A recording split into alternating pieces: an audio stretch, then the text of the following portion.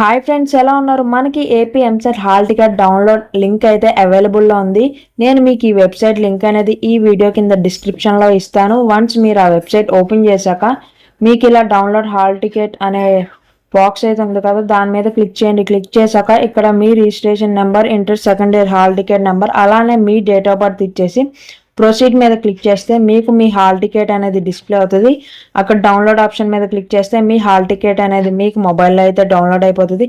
Friends, మీరు ఎగ్జామ్కి వెళ్ళాక లాగిన్ నుంచి మీరు ఎగ్జామ్ ఎగ్జిట్ అయ్యే వరకు ప్రాసెస్ అనేది ఎలా ఉంటుందో నేను ఆల్రెడీ క్లియర్గా ఒక వీడియో అయితే చేశాను. ఆ వీడియో లింక్ కూడా మీకైతే నేను డిస్క్రిప్షన్లో ఇస్తాను. ఒకసారి మీరు ఎగ్జామ్కి వెళ్ళే ముందు ఆ వీడియో కూడా చూడండి.